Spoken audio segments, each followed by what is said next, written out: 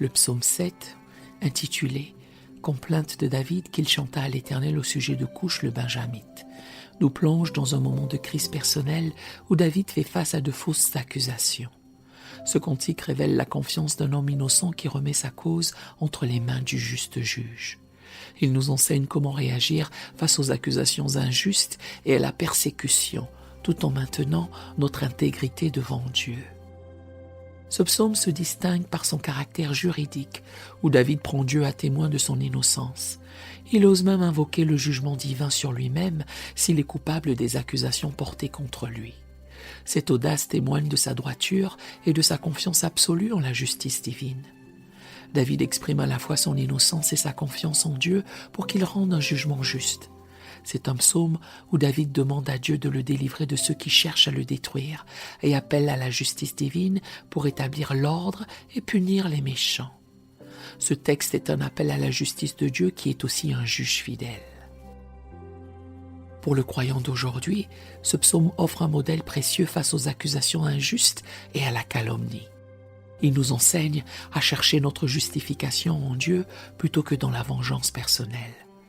Le texte illustre également comment transformer une situation d'injustice en occasion de témoigner de sa foi et de sa confiance en Dieu. Ce cantique reste particulièrement pertinent dans notre société, où la diffamation et les fausses accusations peuvent se propager rapidement, rappelant que Dieu reste le juge ultime qui examine les cœurs et les reins. Verset 1. Éternel mon Dieu, je cherche en toi mon refuge, sauve-moi de tous mes persécuteurs et délivre-moi. David commence ce psaume par une déclaration de confiance en Dieu. Il reconnaît que Dieu est son seul refuge, son abri sûr contre ses ennemis. Il demande à Dieu de le sauver et de le délivrer de ceux qui le persécutent. Ce verset nous rappelle que, dans les moments de danger et d'oppression, nous devons nous tourner vers Dieu pour trouver refuge et protection. En tant que croyants, notre premier réflexe devrait toujours être de chercher Dieu dans les moments de difficulté. Verset 2. Afin qu'il ne me déchire pas comme un lion qui dévore sans que personne vienne à mon secours.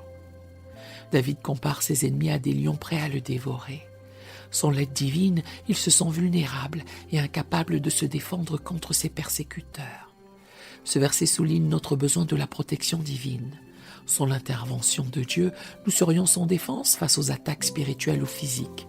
C'est un appel à la prière fervente pour la délivrance de Dieu face aux forces qui cherchent à nous nuire.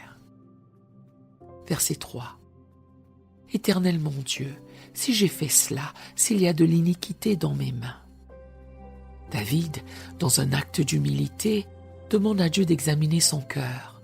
Il est prêt à accepter la responsabilité de ses actions si elles sont mauvaises. Cela nous enseigne la nécessité de l'introspection et de l'honnêteté devant Dieu. Avant de demander la justice divine, il est important de s'assurer que nous ne sommes pas coupables nous-mêmes d'injustice ou de péché. Ce verset nous encourage à examiner notre propre conduite avant de prier contre ceux qui nous accusent. Verset 4. Si j'ai rendu le mal à celui qui était paisible envers moi, si j'ai dépouillé celui qui m'opprimait sans cause. David continue son plaidoyer en affirmant son innocence. Il assure qu'il n'a pas fait de mal à ceux qui étaient en paix avec lui ou à ses ennemis.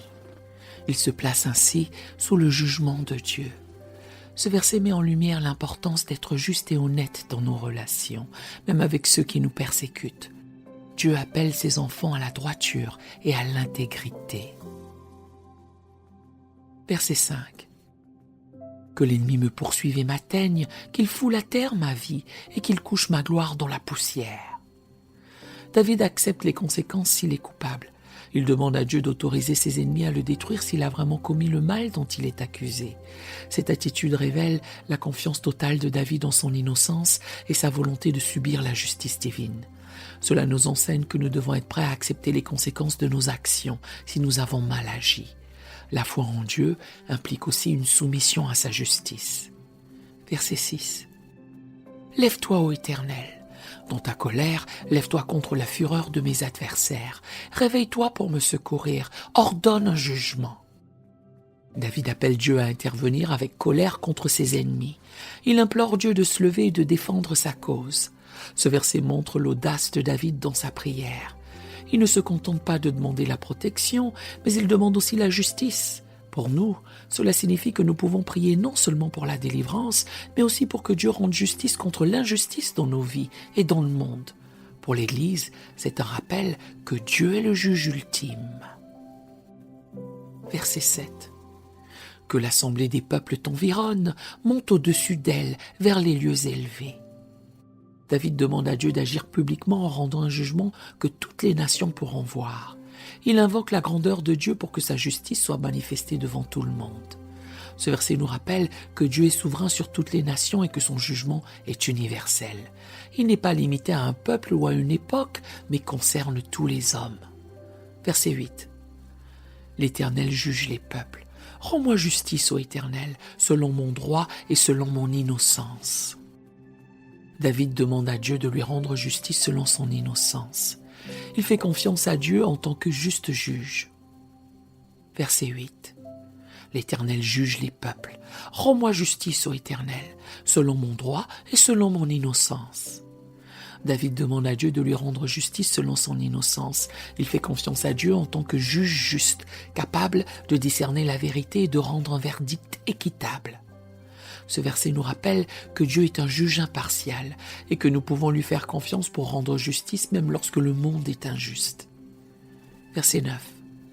Mets un terme à la malice des méchants et affermis le juste, toi qui sondes les cœurs et les reins, Dieu juste. David demande à Dieu de mettre fin à l'iniquité des méchants et de soutenir les justes. Il reconnaît que Dieu sonde les cœurs et les reins, ce qui signifie que Dieu connaît les intentions profondes des hommes. Ce verset souligne la justice parfaite de Dieu. Il ne juge pas seulement les actions visibles, mais aussi les pensées et les motivations cachées. Nous devons toujours garder un cœur pur devant Dieu, sachant qu'il voit au-delà des apparences. Verset 10. Mon bouclier est en Dieu qui sauve ceux dont le cœur est droit. David proclame que Dieu est son bouclier et son protecteur. Il affirme que Dieu sauve ceux qui ont le cœur droit. Ce verset renforce l'idée que notre sécurité repose en Dieu seul. Peu importe les attaques de nos ennemis, Dieu est notre défenseur si nous marchons dans l'intégrité et la droiture.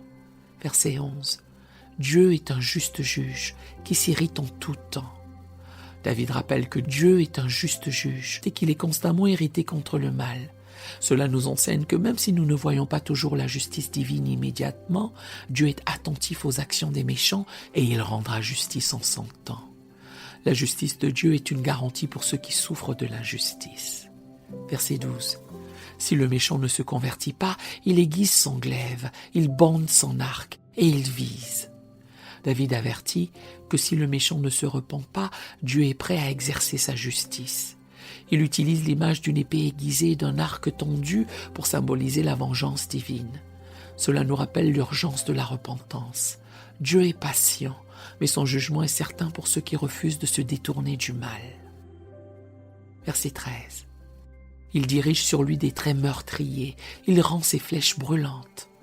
David continue avec l'image du jugement de Dieu qui est prêt à s'abattre sur les méchants. Il dépeint Dieu comme un guerrier prêt à punir ceux qui continuent dans l'iniquité. Ce verset est un avertissement sur la réalité du jugement de Dieu. Il est à la fois un Dieu de miséricorde et de justice. Verset 14. Voici, le méchant prépare le mal, il conçoit l'iniquité et il enfante le mensonge. David décrit le méchant comme celui qui prépare et conçoit l'iniquité. Il montre que le péché commence dans le cœur avant de se manifester dans les actions. Ce verset nous enseigne que nos pensées et nos intentions sont tout aussi importantes que nos actions devant Dieu. La préparation du mal commence toujours dans l'esprit. Verset 15. Il ouvre une fosse, il la creuse et il tombe dans la fosse qu'il a faite. David explique que le méchant finit par être pris dans ses propres pièges. Ce verset exprime une vérité universelle. Ceux qui pratiquent l'injustice finissent par être victimes de leur propre malice. C'est un rappel que la justice de Dieu finit toujours par triompher. Verset 16. Son iniquité retombe sur sa tête et sa violence redescend sur son front. Le mal commis par les méchants leur revient comme un boomerang. Leur violence et leur iniquité retombent sur eux. Ce verset montre la loi spirituelle de la rétribution. Ce que l'on sème, on le récolte. Nous devons être conscients des conséquences de nos actions, car Dieu est juste.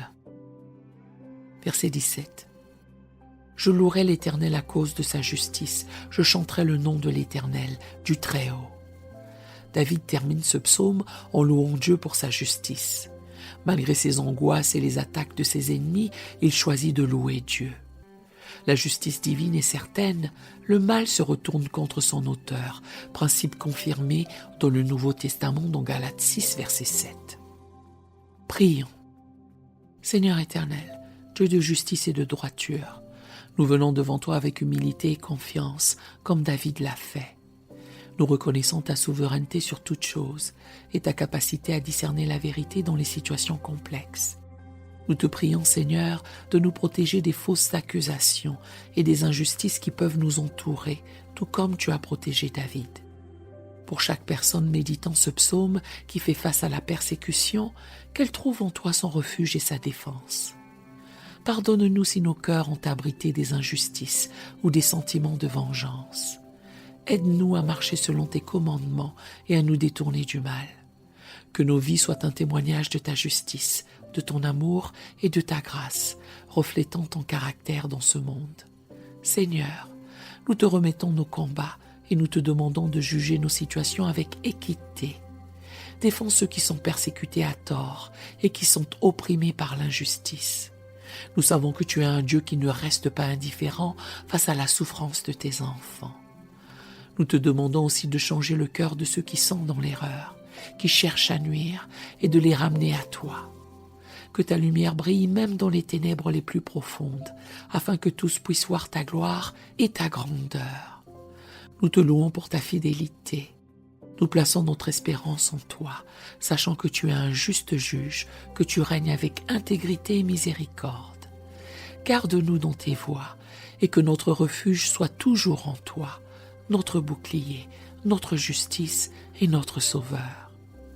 Au nom puissant de Jésus, nous prions et scellons cette prière. À toi la gloire à jamais. Amen et amen.